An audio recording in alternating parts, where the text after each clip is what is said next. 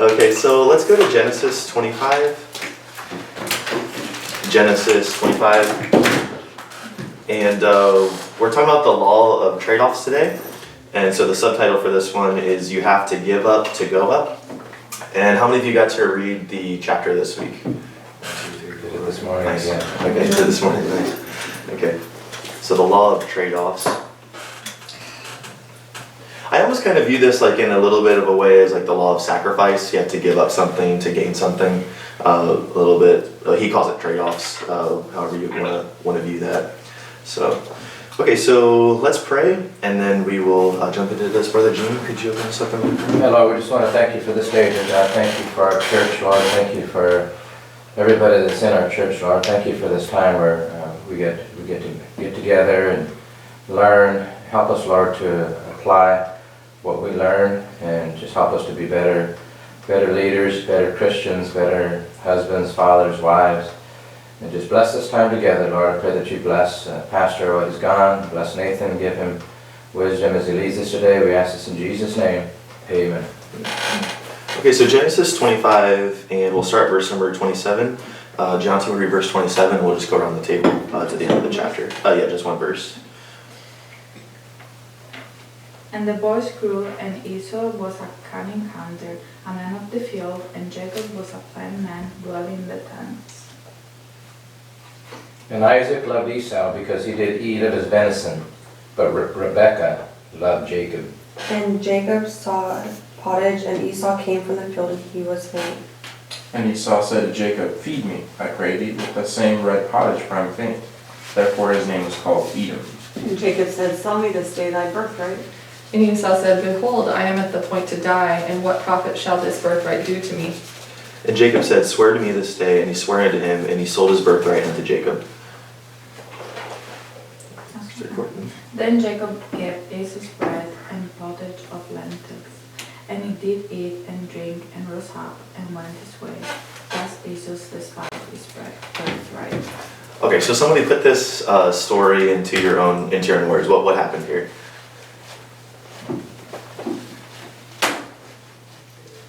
I think obviously Esau came back from the field and he was starving, and he felt that he was going to die. Yeah.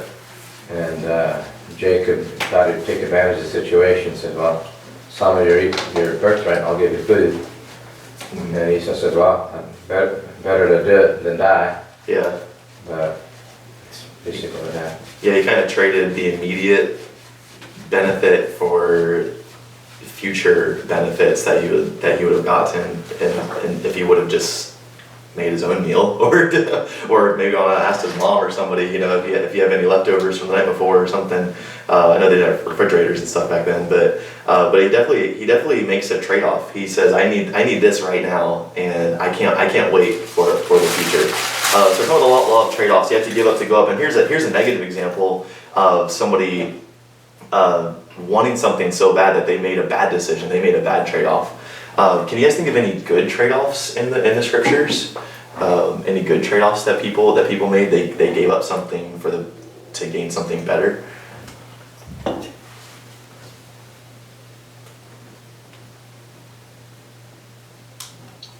I can think of, can you hear me? Oh, yes, sir. I gave up my sin for my Savior. Oh, there you go. Okay. The sin for the Savior. I would say God gave up his son Mm. to save us all, so we could all come to know him. Giving up Jesus for the relationship with us. Yeah. It's reckless. What's that? It's reckless. Reckless? Okay. Anything else? Could I say a negative one? Sure, yeah. Adam and Eve, they ate the fruit, and they sacrificed the fruit for a close relationship with the Lord. Oh, okay. Oh, yeah, that's another negative one. Yeah. Nehemiah gave up his status Ooh, to go start the temple. that's a good one. Yeah. So he was the cupbearer, right? Mhm. So he gave up his position in the palace to go build the wall. That's good. Yeah. How about all the disciples? When Jesus says, come and follow me, they left all follow Jesus. Yeah, that's good. That's good. So a lot of the examples, positive and negative, in the scriptures of trade-offs. He says here to start off the lesson, he says the hardest part about stealing second base is taking your foot off of first base. Okay, does anybody know what that's talking about? I don't know, maybe you actually play baseball or kickball or anything like that. Amos, I know you do. Do you want to chime in on that one? The hardest part about stealing second base is taking your foot off first base. Well, when you lead off, number one, it puts you in a risk of getting thrown out on a pickoff by the pitcher. And so getting that jump off of first base to second base, if you don't get the right jump and leave at the right time, you get thrown out by the catcher at second base. Yeah.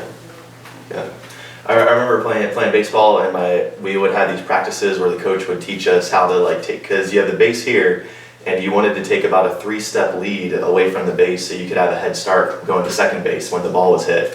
And so we would practice that all the time. We would take our lead, and then he would show us different ways to stand so it looked like, from the pitcher's perspective, that you were closer to first base or you were farther away from first base, whatever it was, to play with the pitcher a little bit.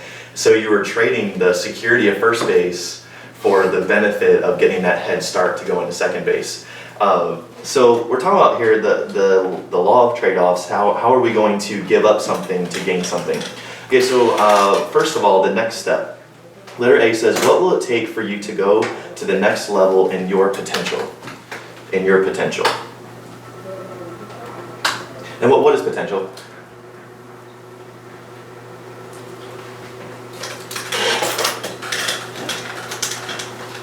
Capacity you have for your future. What'd you say? Capacity you have for your The future. capacity for your future, yeah. Okay, so number one that he has in here, what are you willing to give up to go to the next level? Number two, what will you have to give up? And number three, he says, not being willing to give up something is a key reason why most people do not ever reach their potential.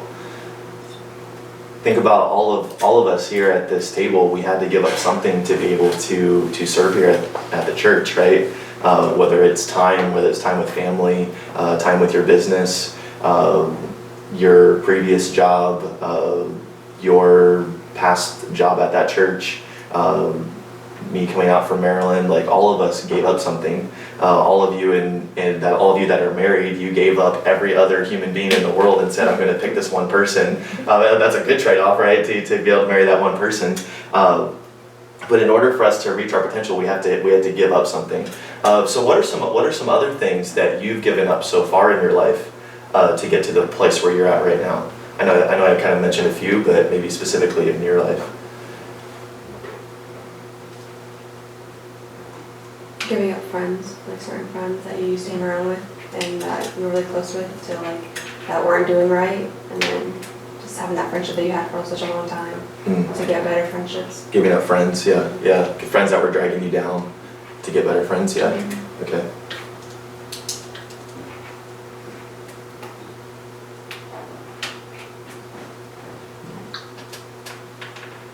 You give up freedom when you have children. Oh, you give up freedom when you have children.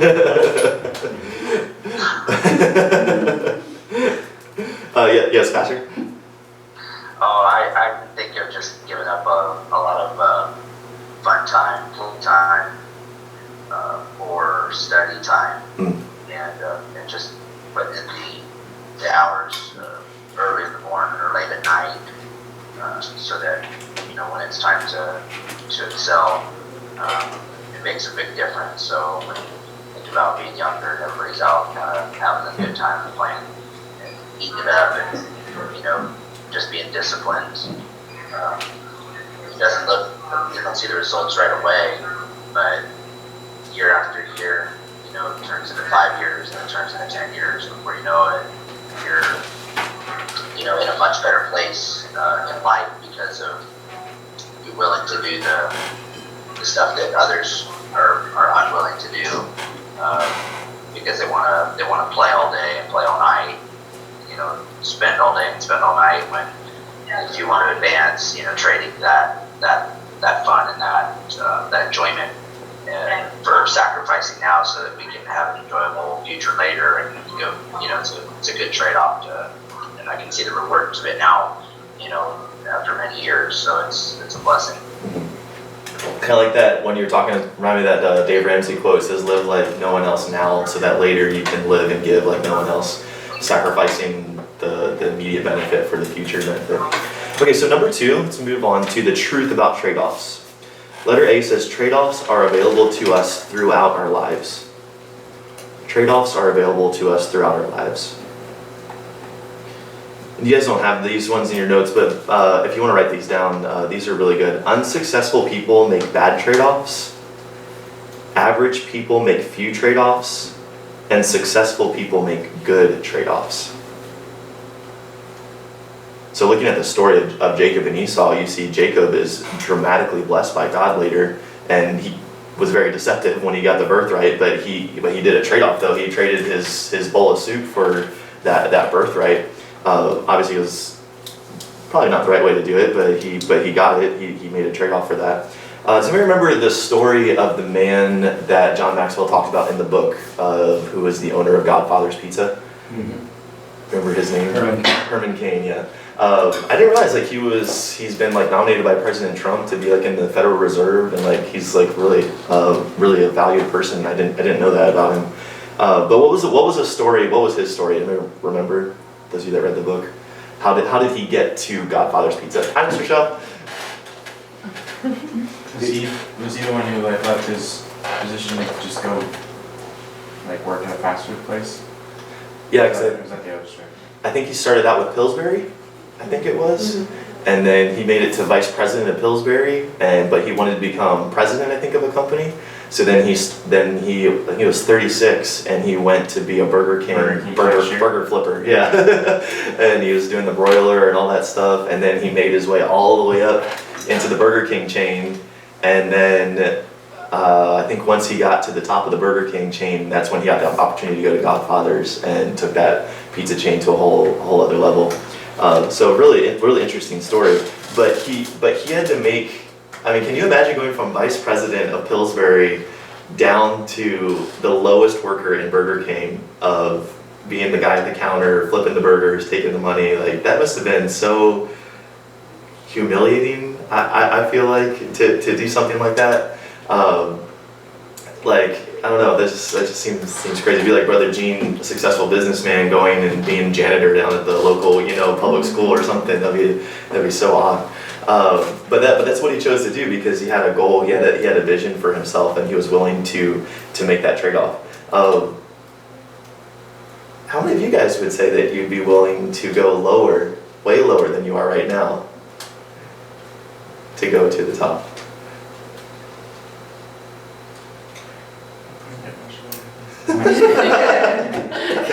It's like if you know you're not guaranteed the top, Yeah. like he took a risk, he wasn't guaranteed to go be in charge of Godfather, but I think I wouldn't, because I don't know that I'm guaranteed. Yeah. There's like some fear there, Yeah. intimidation. Yeah. That was funny because he said like he went to the Burger King like employee training, and there was like a bunch of 19-year-olds there with him, and he was the vice president of the company. Like, it was crazy. I was thinking like I don't know if I would be willing to do something like that, but it's good to think about that, to think about that trade-offs that we sometimes need to make. Okay, letter B, we must see trade-offs as opportunities for growth. Trade-offs as opportunities for growth. Okay, we're gonna discuss this quote. We may not always get what we want, we always get what we choose. We may not always get what we want, we always get what we choose.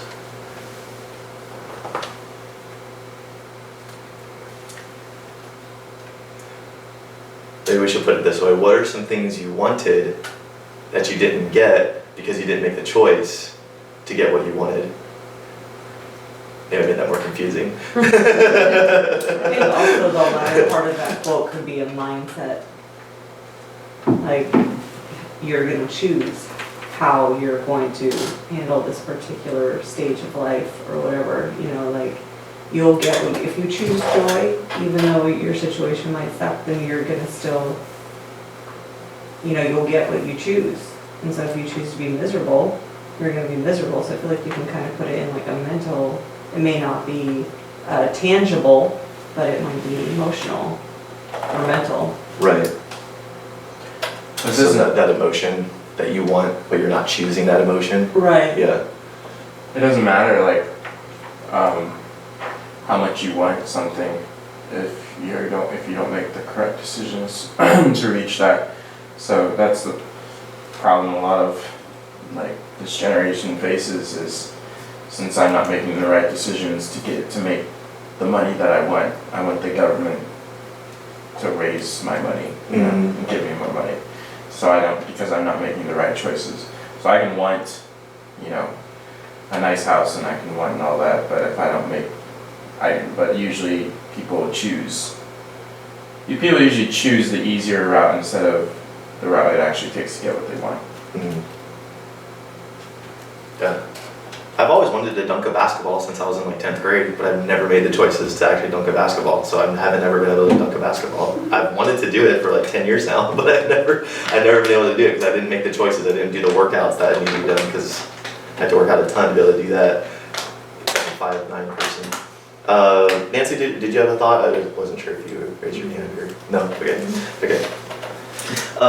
So we may not always get what we want. We always get what we choose. Okay, 2 questions to ask in evaluating trade-offs. What are the pluses and minuses of this trade-off? And will I go through this change or grow through this change? I think that's an interesting statement. Will I go through this change or grow through this change? Okay, letter C. Trade-offs force us to make difficult personal changes. Trade-offs force us to make difficult personal changes.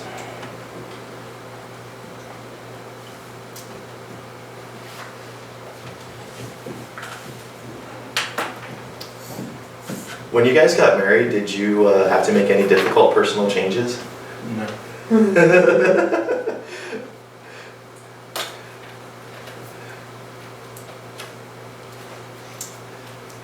I give a really good example. When I decided to come to this church, some of the people weren't too happy, but after they've seen me in this church and my family growing in this church and being faithful in this church, some of the people, they said, wow, now I know it's God's will for you to be there.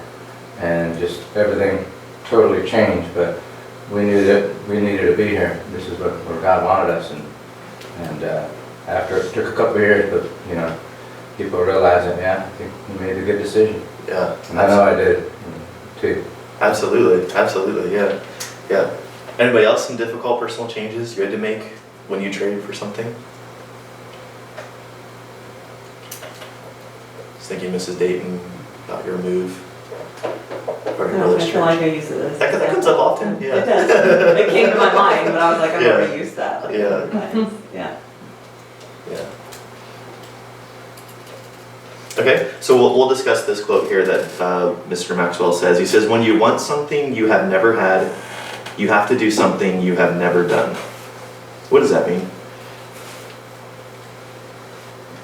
Keep doing things you've always done and keep getting the things you've always done. The same result.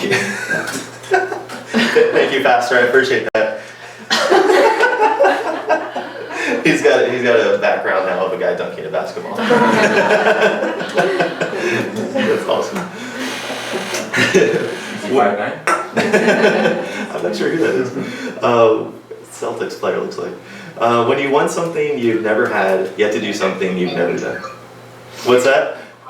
I think she's background. Oh, just background music, okay. When you want something you never had, you No, have to... I was thinking about dunking this basketball. Yeah, Stack it up. yeah, there you go. Oh wow, Miss Rochelle's hand is just creepily hanging over you. I think that was God's choice, not yours. Is she wearing green? So, or like, so Oh, it is that what doesn't, it is she is? wearing a different color? Because you don't see her. That's funny. Okay. It's like she's invisible. Oh, there she is. Oh. Okay, number 2, change is always possible. So remember these truths about change. Number 1, change is personal. Personal. To change your life, you need to change. Number 2, change is possible. Everyone can change. Have you ever had those thoughts, this will just never change in my life. This will never, I will always be this way. I will always whatever it might be. I remember when we were dating, and I'm sure this still happens sometimes, but we would go out on like double dates with people, and we would get back in the car and she would be so mad at me because I like dominated the conversation the whole night, or I said things that were embarrassing, and I would always get back home after our date and be like, am I ever gonna change? Is this ever gonna be any different? But I don't know if I've changed yet, but have improved. Again, I went from a 1 to a 2, so everyone can change. And the third, change is profitable. Change is profitable. You will be rewarded when you change. So what are some personal changes that you've made in your life that once you made that change, there was some profit that came from that? Well, I think I bring this up often as well, but like one of the biggest changes that I had to go through was quitting my career job and deciding to be home with the kids and to work here. At the time when I first made the decision, this working here wasn't something that was on the table. It was at the point just like, okay, I'm gonna have another baby, I think I need to stay home. The Lord was leading that, but then it was like, well, I've worked at this job for 10 years and I make good money here. How is this all gonna work? And just with the Lord's leading and guiding and a lot of prayer, and we decided to make that change, and I just decided I'm quitting my job. And so that was probably one of the biggest changes and decisions I had to make. But since then, like at the time I made really good money there, and we're like, that was a big thing, like, well, how is this gonna work? How are we gonna cut this whole salary out and still be able to live? And we live in even better than we did before that. Like, we were paycheck to paycheck, really struggling all the time with that extra salary. But then when we just did what God wanted us to do and make that change, He took care of us. So it was very profitable just doing that. So. Wow, that's great. That's great. And all of God's people said amen.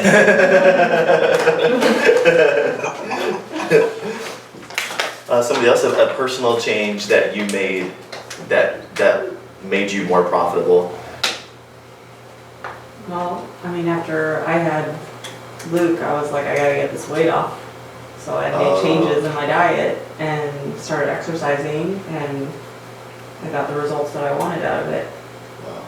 So, and it all overall makes me feel better and more confident. And That's what I was going to ask. Yeah. Just besides the scale part of it, was it the energy you got from it? well, no, I'll never have I mean, not the energy when with my kids, are young, but I know that I would probably have less energy if I was carrying around, extra weight and extra, just all that bad stuff that you put in your body. So,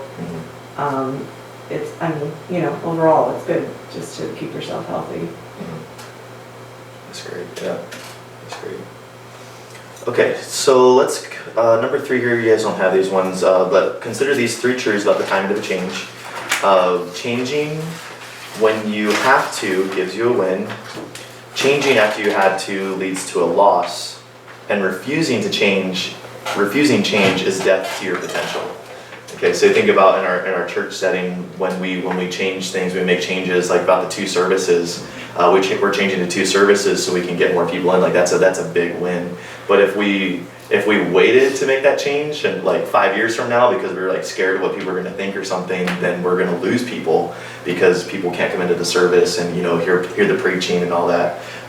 So making that change will lead to a win. A little bit, struggle right now a little bit with having the services full in the mornings, but it's going to lead to that win. Okay, so letter D in your notes there, the loss of the trade-off is usually felt before the gain. This is one of the reasons people fear change. It just might hurt a little bit. It just might hurt a little bit. So any changes you guys have made that was painful? I had some painful changes with just my friends and like my closest friends growing up, and having to pretty much not be their friends anymore. It was very painful. Mm-hmm. So. I still remember when my sister went to Pensacola Christian College in Florida. I still remember we were standing out. We have a rancher, at our house, and then over here is the driveway area. And I'll never forget her standing there by the car and all of us gathering around her, and everybody's just crying and just so sad because she was the first of us kids to go to college.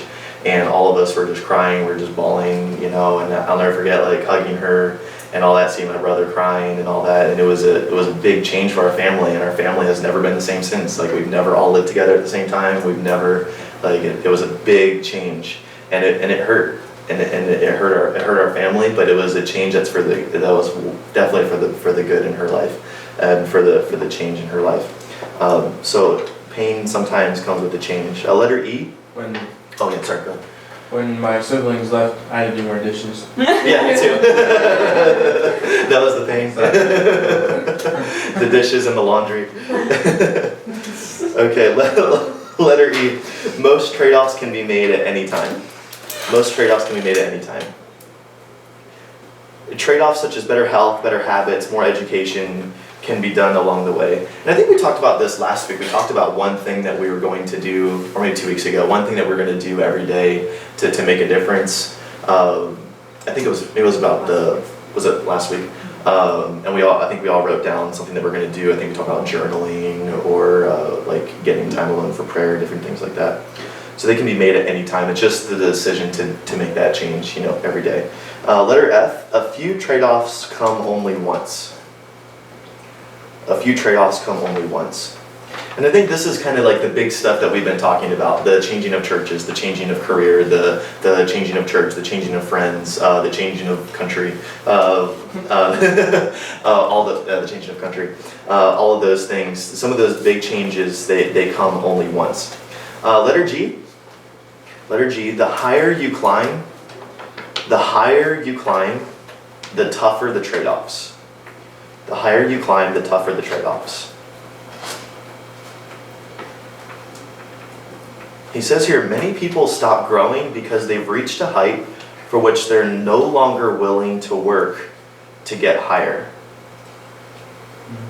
Many people stop growing because they've reached a height for which they're no longer willing to work to get higher. Do you ever feel that way? That's why most churches don't grow beyond like 150 people. Mm-hmm. Because it's at the point where it's self-sufficient, the staff is happy, people like it being in that. It's big enough to be self-supportive, but small enough to feel like a family. Yeah, you reach that comfort zone. So they're content, they don't ever try to grow. Yeah. You reach that relaxed state, and it's like, well, everything's going good, everything's great, we'll just keep it here, finances are good, we got people in Sunday school, we're good. But to continue to push. I like this number 2 that he says in here. You guys might want to write this one down. The skills that got you to where you are right now are not the skills that will get you to the next level. The skills that got you to where you are right now are not the skills that will get you to the next level.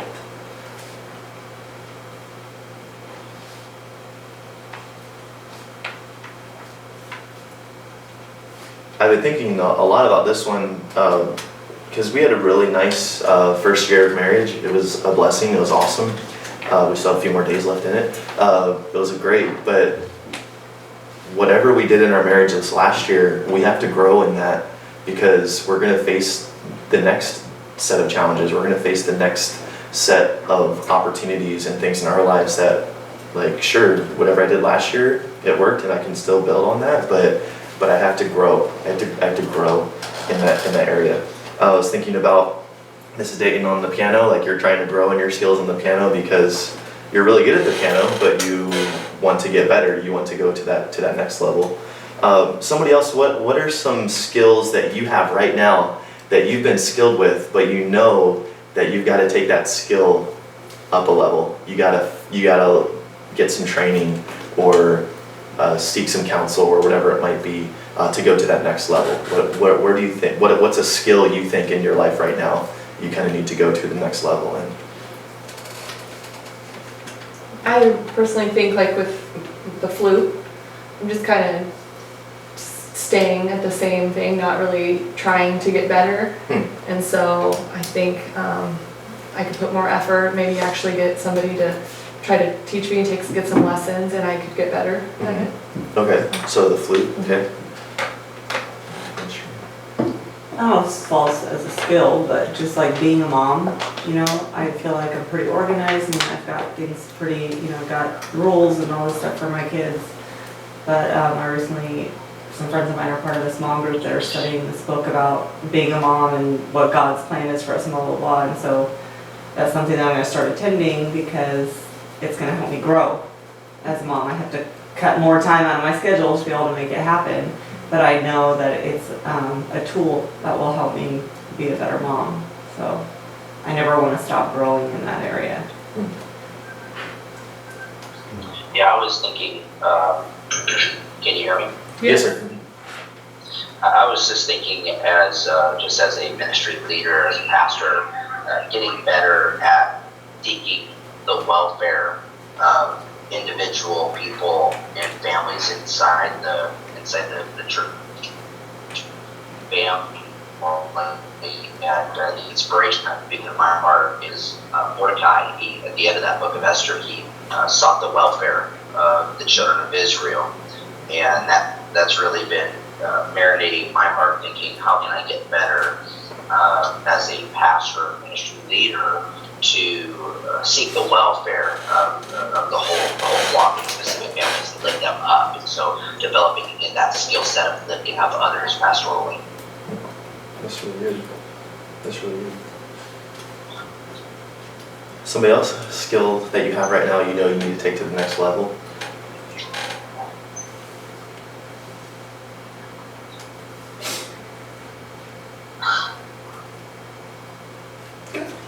Top of this level. Okay, let's go to number 3. It's not on your notes, but we'll number 3. Consider your own potential. What will it feel like to trade off to get to your next level? What will it feel like to trade off to get to your next level? What will that feel like?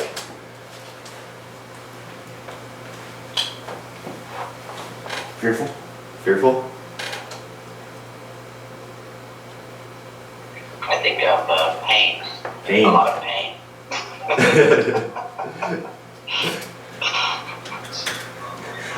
I think for myself, I have to realize that I'm not as good as I think I am, and like there is room to grow, but I'm not this like perfect human being that I think that I am, and I need to submit myself to other instruction. So Big piece of humble pie. yeah, because I don't like doing that. Humble ice cream? Yeah, humble ice cream. Okay, let's go to H. Letter H. Trade-offs never leave us the same. Trade-offs never leave us the same. The fear factor of change is that I may have to be different. Consider if where you are is where you want to remain. That's the change to be different. I'll let you think about that in your own mind. Okay, letter I. Some trade-offs are never worth the price. Some trade-offs are never worth the price. These are the trade-offs that will damage, harm, or even ruin an entire life. This is why we learn the law of delayed gratification when we were a child. Okay, so what are some things that you are not willing to trade in your life? What are some things you're not willing to trade? You said in the book you shouldn't trade your marriage and your family, and I think it was your relationship, you know, your faith and your standards.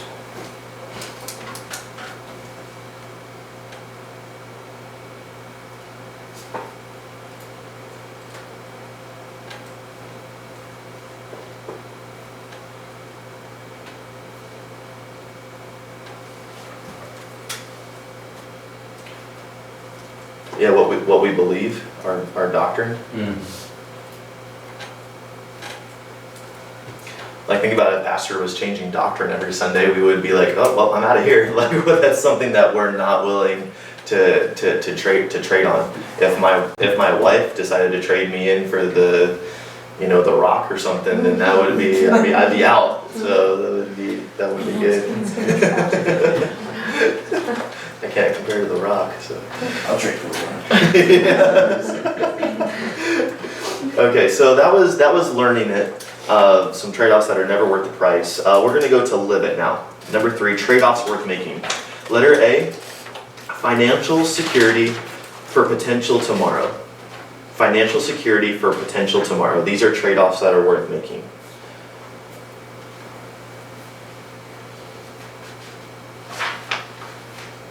I don't fully understand this statement, but I as a practical sense, but I understand the idea behind it. It says there's no future in any job, the future lies in the man who holds it.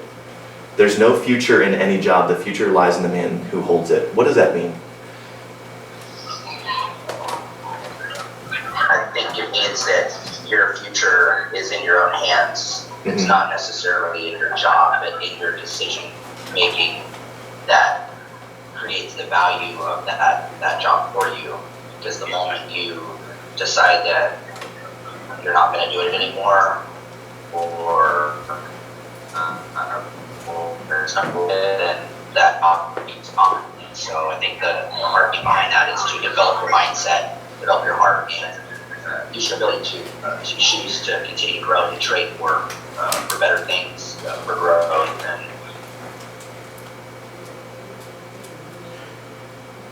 futures in your own hands is what I think it means. A lot of times the potential in your career is limited. And the specific job will always be limited in some way, shape, or form. But your potential never is. You can limit yourself, but your potential can always grow.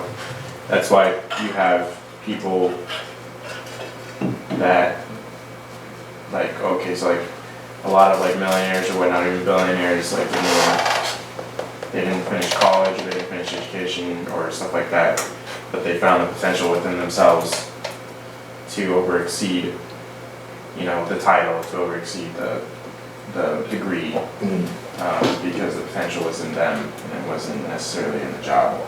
So sometimes we think, it's all about just shifting responsibility. So we shift the responsibility of the potential upon whatever job we have. What's the job's fault? My job won't let me do anything else. Instead of shifting responsibility upon myself, no, I'm not letting myself grow.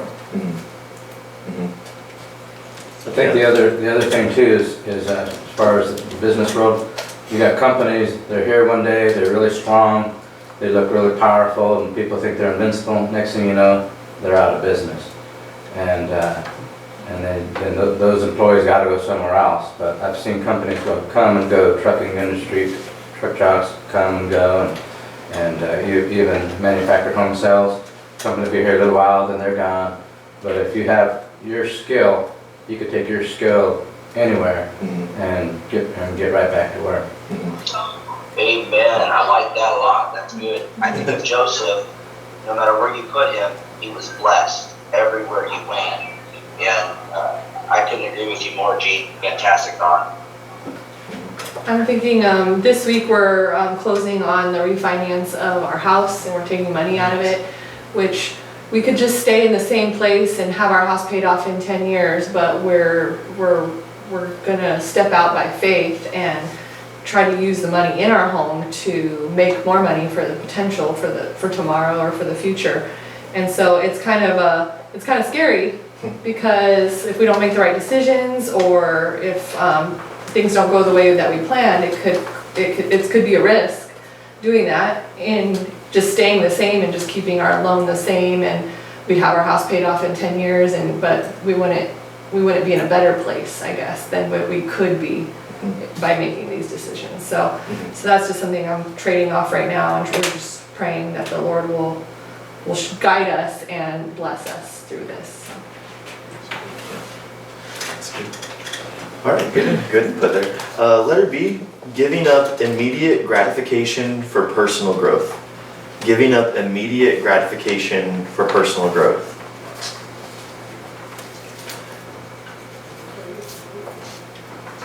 What are some things that you can do right now that gives you like immediate pleasure on the spot? Like eating a piece of cake. Eating a piece of cake, yeah. I ate 3 last night. chocolate, and peanut butter. Chocolate, and peanut butter. My wife's tiramisu last night. That was really good. Yeah.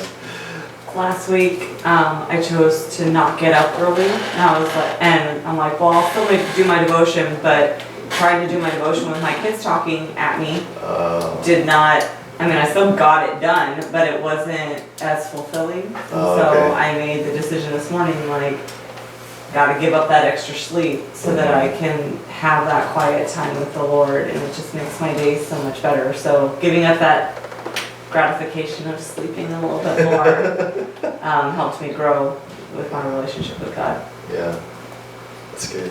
Universal Studios. What's that? Universal Studios. Universal Studios? Yeah. What is that? Oh, that gives you pleasure? Yeah. Immediate pleasure? Right now. Okay. It cost me I think waking up, I used to wake up at like 9 or 10 just to get extra sleep because I like sleep. And then now I wake up at 8 so I can start my day off better and just get up in the morning, read a Bible, and then get an early start to my day. So That's yeah, good. get enough sleep. My kids are at school. That's good. Enjoy this season, Nancy. Yeah. Don't let them wear you down. Negative Nellies over here. You know, on Saturday, we got that text from Nathan where Pastor had said, hey, we'd like you guys to go get some extra tracts and pass them out. And so I had an appointment in the morning. I said, okay, I'm going to go to church right after the appointment, then I'm going to go get those things passed out. And so me and Val went to the 99-cent store, and we're out there like 45 minutes. We're just talking to people, inviting people, and believe me, it wasn't fun being in that like 100-degree temperatures. But we knew that we could get some visitors, and we ended up getting 2 visitors just from yesterday afternoon. It's awesome. Amen. All right, I love it. And it shows that just being obedient and doing what you can do pays off. Yeah. Because you could have gone home and watched 20 World's Dangerous Animals, whatever the show was you were watching that night. More bear killings and all that. Then you would have missed out on $100. I think you're up. Oh. Everybody went except for you. So. Well, I think like go shopping, spend a lot of money, will give me like a lot of gratification. Yeah, we don't like that But gratification. yeah, I think it would be better like to save and invest so that later we can have more money. Say no now so that later we can have more. Okay, let's go to letter C. Willing to give up the fast life for the good life. Willing to give up the fast life for the good life.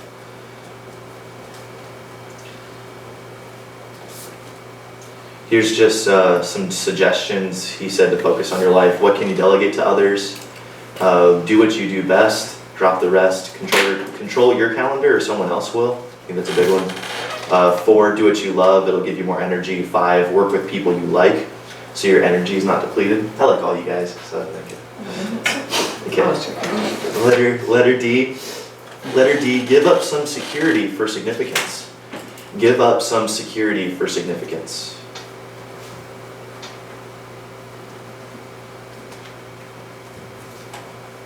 No one will ever achieve their potential while remaining in a safe place. Just a little bit transparent with you guys, I always feel this way.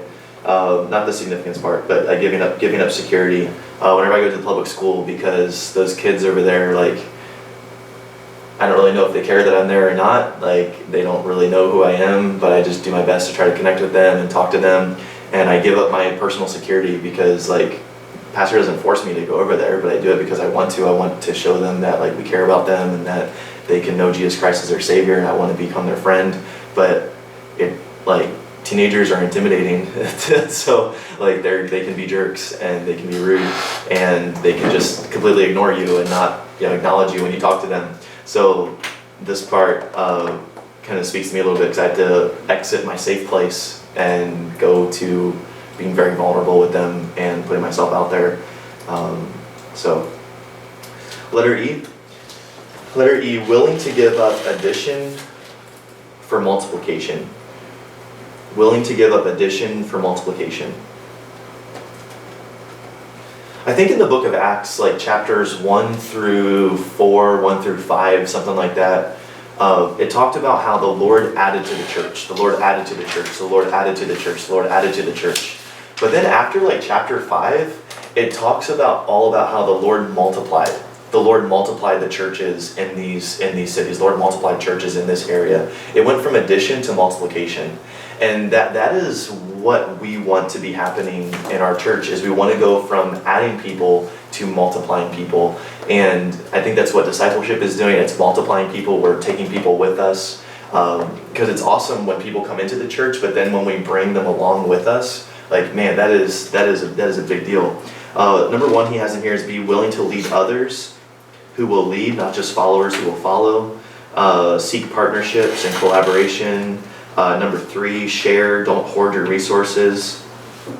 Don't hoard your resources and knowledge. 4, find ways to make sure the credit for achievement is shared. 5, be a conduit for blessings, not a reservoir of assets. I was thinking Dave Ramsey does this illustration with the cup running over in his financial peace class. He has a cup and then he has a saucer underneath of it. And he said that the way that the Jews view their finances is that God pours into their cup and the cup overflows with finances. They have an abundance of money. And so their cup overflowing, it's the picture that they take whatever is in the saucer and they give it out. They don't hoard it for themselves, but they give it and they choose to bless others. You think about Jewish people, like they're very, profitable business people, and they, very good business owners. And it's because they have that mentality of when they have extra, yes, they invest and they keep things for themselves, but they pour out into other people with the blessings that God has given to them. So having that mentality there,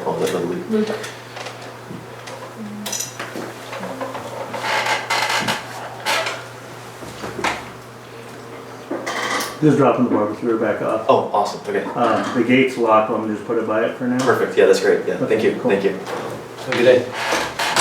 Okay. So willing to give up addition for multiplication. Okay. Any comments that anybody wants to give on that part of the lesson?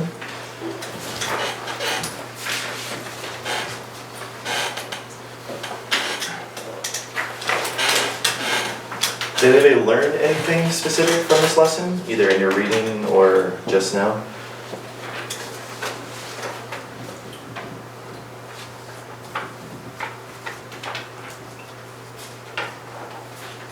You have to be willing to step out in faith Mm-hmm. and to accomplish great things or do great things. Risk isn't always bad. Mm-hmm. I was listening to a message this morning, and he was talking about in Acts 17 when Paul is in Athens on Mars Hill, that Paul is all by himself, and he still chose to stand up for what's right. He didn't.